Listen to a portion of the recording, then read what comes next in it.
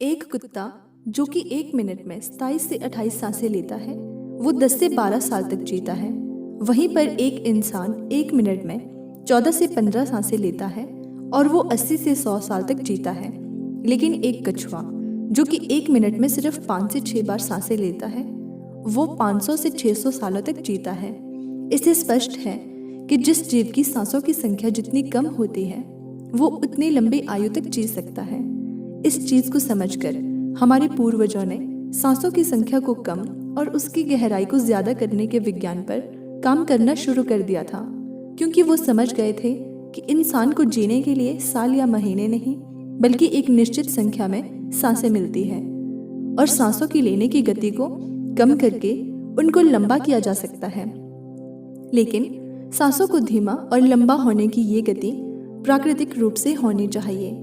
जब हम सांस लेते हैं तो वायु प्रत्यक्ष रूप से हमें 3-4 स्थानों पर ही महसूस होती है: कंठ, हृदय, फेफड़े और पेट। मस्तिष्क में गई हुई वायु का हमें पता ही नहीं चलता। कान और आंख में गई हुई वायु का भी कम ही पता चलता है। श्वसन तंत्र से भीतर गई वायु अनेकों प्रकार से विभाजित हो जाती है, जो अलग अलग क्षेत्र में जाकर अपना अपना कार्य करके पुनः भिन्न रूप से बाहर निकल आती है। ये सब इतनी जल्दी होता है कि हमें इसका पता ही नहीं चल पाता। हम सिर्फ इतना ही जानते हैं कि ऑक्सीजन भीतर गई और कार्बन डाइऑक्साइड बाहर निकल गई, लेकिन भीतर वो क्या सही और गलत करके आ जाती है, इसका कम ही ज्ञान हो पाता है। यदि हम जोर से गहरी सांस लेते हैं तो तेज प्रवाह के साथ शरीर के अंदर बैक्टीरिया नष्ट होने लगते हैं। कोशिकाओं के रोगों से लड़ने की क्षमता भी बढ़ जाती है। बोन मैरो में नए रक्त का निर्माण होने लगता है। आंतों में जमा मल विसर्जित होने लगता है। मस्तिष्क की जागरूकता लौट आती है, जिससे स्मरण शक्ति दुरुस्त हो जाती है। न्यूरॉन की सक्रियता से सोचने समझने की क्षमता पुनः जिंदा हो जाती है। फेफड़ों में भरी हवा से आत्मविश्वास वापस लौट आता है। सोचें, जब जंगल में हवा का एक तेज झोंका आता है तो जंगल का रोम रोम जागृत होकर सजग हो जाता है। सिर्फ एक झोंका, कपालभाति या भस्त्रिका प्राणायाम तेज हवा के उस झोंके की तरह है। बहुत कम लोगों में क्षमता होती है अपने अंदर आंधी लाने की। लगातार अभ्यास से ही आंधी का जन्म होता है। 10 मिनट की आंधी आपके शरीर और मन के साथ आपके संपूर्ण जीवन को बदल कर रख देगी। आजकल अधिकतर लोगों की सांसें उखड़ी और बिखरी हुई रहती हैं, उतले पुतले रहती हैं या फिर तेजी से चलती है।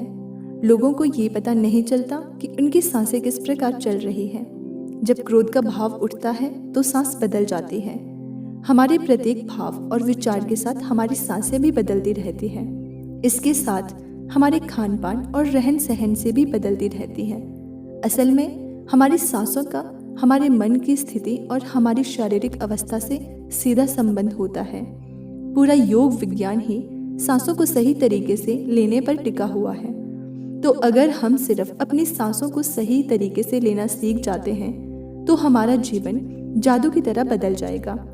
आज इस प्राचीन युग की कहानी के माध्यम से हम सांसों को सही तरीके से लेने का तरीका और सांसों के जादुई रहस्य के बारे में विस्तार से जानेंगे। बहुत समय पहले की बात है। एक ऋषि अपने आश्रम में छात्रों को योग, ध्यान और प्राणायाम की शिक्षाएं दिया करते थे। ऋषि खुद भी एक योगी थे। उन्होंने अपने कई वर्ष हिमालय की गुफा में साधना करते हुए बिताए थे, जहां पर उन्होंने बहुत से सूक्ष्म माननीय आयामों को गहराई से समझा था और अब वो अपने अनुभव और ज्ञान को शिष्यों के माध्यम से जन समूह तक पहुंचाना चाहते थे। एक दिन रात्रि के भोजन के पश्चात उनके आश्रम का सबसे बुद्धिमान और होनहार छात्र उनके पास आता है। छात्र के चेहरे को देखकर गुरु समझ गए कि उसके मन में कुछ प्रश्न उठ रहे हैं। गुरु के नजदीक पहुंचते ही छात्र ने उन्हें प्रणाम किया और कहा, गुरुदेव, मैं आपसे कुछ प्रश्न पूछना चाहता हूँ। गुरु ने मुस्कुराते हुए कहा, मुझे मालूम है, ये तो मैं तुम्हारे चेहरे को देखकर ही समझ गया था। पूछो, क्या प्रश्न है? छात्र ने कहा, अक्सर कहते हैं कि योग, ध्यान और प्राणायाम का मूल आधार हमारी सांसें होती है और अपनी सांसों पर नियंत्रण पाते ही हम अपने मन और विचारों पर नियंत्रण पा लेते हैं। तो आज मैं आपसे सांसों के रहस्य और उसके यौगिक विज्ञान के बारे में विस्तार से जानने आया हूँ। ये सुनकर गुरु ने एक हल्की मुस्कान दी और फिर कहना शुरू किया, जैसा हमारा मन होता है हमारी सांसों की गति भी वैसी हो जाती है, या फिर जैसी हमारी सांसें होंगी वैसे ही हमारी मनोदशा हो जाएगी। यानी हमारी सांसों से सब कुछ जुड़ा हुआ है। जो हमारे भीतर घटता है वो भी, और जो हमारे बाहर घटता है वो भी। जीवन में घटने वाली हर एक घटना हमारी सांसों से गहरा संबंध रखती है। मतलब कि अपनी सांसों की गति पर नियंत्रण करके अपने मन और विचारों पर नियंत्रण कर सकते हैं। अगर तुम किसी सच्चे योगी या साधक को ध्यान से देखो तो तुम्हें उसके चेहरे पर एक गजब का ठहराव दिखेगा, एक सच्चाई होगी। बुरी से बुरी परिस्थिति में भी खुद को स्थिर और शांत रख सकता है। एक योगी अपनी भावनाओं को नहीं दबाता, बल्कि वो अपनी सांसों पर नियंत्रण हासिल करता है, और सांसों को नियंत्रित करते ही वो अपने मन पर नियंत्रण पा लेता है। और जिस आदमी का मन उसके नियंत्रण में हो उसके पास उसकी सभी समस्याओं का समाधान है। गुरु ने छात्र की तरफ इशारा करते हुए कहा, तुमने कुछ योगियों के बारे में सुना होगा कि वो 150, 200 या फिर 300 सालों तक भी जी जाते हैं। तो आखिर वो इतने लंबे समय तक खुद को जीवित कैसे रख पाते हैं? असल में उनका नियंत्रण अपनी सांसों पर होता है, जिसे प्राण ऊर्जा भी कहते हैं। प्राण ऊर्जा हमारे चारों तरफ है। इससे कितनी मात्रा में लेना और छोड़ना है ये एक योगी अच्छी तरह से जानता है, और वो इस काम पर बहुत हद तक महारत हासिल कर लेता है। इसलिए वो इस प्राण ऊर्जा का उपयोग अपनी ज़रूरत के हिसाब से कर सकता है और खुद को दीर्घ आयु बना सकता है। अगर तुम अपने शरीर को स्वस्थ रखना चाहते हो, सामान्य से अधिक क्षमता चाहते हो, तेज बुद्धि चाहते हो, तो तुम्हें अपनी सांसों को समझना होगा, उन्हें नियंत्रित करना होगा, और उन्हें नियंत्रित करते ही तुम्हारे जीवन में सब कुछ व्यवस्थित हो जाएगा। असल में डर, चिंता और परेशानी जैसी कोई चीज़ नहीं होती। ये सिर्फ हमारे मन और भावनाओं की उपज है, और हमारे मन व भावनाओं को केवल एक ही चीज़ नियंत्रित कर सकती है, और वो है हमारी सांसें। हमारे अंदर का क्रोध, चिंता, जलन, अहंकार, बदला लेने की भावना, ये सब कुछ हमारी सांसों के हिसाब से चलता है। अगर हमारी सांसों पर हमारा नियंत्रण है तो ये सभी विकार हमारे नियंत्रण में हो जाते हैं। सांस हमारे शरीर और हमारे मन के बीच पुल का काम करती है। अगर हमें अपने मन तक पहुंचना है, उसके विकारों को समझकर उनको दूर करना है, तो हमें अपनी सांसों के पुल पर चलना होगा। हमें अपनी सांसों के जरिए अपने मन तक पहुंचना होगा, और यही एकमात्र रास्ता है अपने मन को समझने का। अगर तुमने कभी किसी बच्चे को सोता हुआ देखा हो तो तुमने अनुभव किया होगा, जब वो बच्चा सांस अंदर लेता है तो उसका पेट फूलता है, और जब सांस छोड़ता है तो पेट पिचक जाता है। यानी कि एक बच्चा अपने पेट, अपनी नाभि से सांस लेता है, जो कि सांस लेने का सबसे प्राकृतिक और सही तरीका है। अपनी इस गहरी और लंबी सांस की वजह से बच्चे का मन उत्साहित और हल्का रहता है। उसका शरीर ज्यादा प्राकृतिक तरीके से काम करता है। तुमने देखा होगा, बच्चा अपने मन में किसी बात को ज्यादा लंबे समय तक नहीं रखता, और ना ही वो किसी से ज्यादा लंबे समय तक गुस्सा रह सकता है। अगर उसे किसी गलती पर डांट या मार दिया जाए तो कुछ समय बाद उसे भूलकर अपने खेल में मग्न हो जाता। बच्चा इतना सरल इसीलिए हो पाता है क्योंकि उसकी सांसें प्राकृतिक रूप से चलती है, यानी कि नाभि से। बच्चे के शरीर को विकास चाहिए। विकास के लिए ज्यादा ऊर्जा, और ज्यादा ऊर्जा के लिए ज्यादा लंबी सांसें चाहिए। इसलिए प्राकृतिक रूप से प्रकृति ने उसे ज्यादा लंबी सांसें दी है। हालांकि ये लंबी सांसें हर मनुष्य को दी गई है, लेकिन इंसान ने अपने जीवन में कुछ अप्राकृतिक परिवर्तन करके अपनी सांसों को छोटा कर लिया है। वो पेट की बजाय अपने सीने से सांस लेता है। हम जितनी छोटी सांस लेंगे उतनी चिंता और बकवास से भरे रहेंगे। हमारी सांसें जितनी लंबी और गहरी होगी, हम उतने ही खुश और शांत रहेंगे। गुरु ने आगे कहा कि एक आदमी 1 मिनट में 14 से 15 बार सांसें लेता है। सांस का सीधा संबंध हमारे मन की स्थिति और हमारे शारीरिक कंपन से है। अगर 1 मिनट में ली जाने वाली सांसों की संख्या 11 से नीचे आ जाए तो हम अपने आसपास होने वाले कई कंपनों को समझना शुरू कर देंगे। यानी कि जानवरों की आवाज़ें हमारे लिए स्पष्ट हो जाएंगी। तुमने सुना होगा कि शेर और बाघ जैसे खूंखार जानवर भी कुछ योगियों के सामने आते ही पालतू बिल्ली की तरह व्यवहार करने लगते हैं। ऐसा इसलिए हो पाता है क्योंकि उन्होंने अपनी सांसों की संख्या को कम करके जानवरों की आवाज़ों, उनकी भावनाओं और कंपनों के साथ एक संवाद स्थापित कर लिया है। अगर 1 मिनट में ली जाने वाली सांसों की संख्या 9 से कम हो जाए तो पेड़ और वनस्पति जो कार्य कर रहे हैं वो समझना हमारे लिए आसान हो जाएगा। अगर हमारी सांसें 1 मिनट में 6 से कम हो जाती है तो बेजान चीज़ें कैसे काम करती है ये समझना हमारे लिए आसान हो जाएगा। बेजान चीज़ों के कंपन और उनसे जुड़ी दुनिया हमारे लिए स्पष्ट हो जाती है। दूसरे शब्दों में कहा जाए तो ब्रह्मांड की प्रकृति समझी जा सकती है और ऐसी स्थिति पर पहुंचकर ही बहुत से योगी और ऋषि मुनि ब्रह्मांड के रहस्यों और उनमें घटने वाली घटनाओं की भविष्यवाणी कर देते हैं। हमारा शरीर जितना स्थिर होगा हम उतनी ही कम सांसें लेंगे।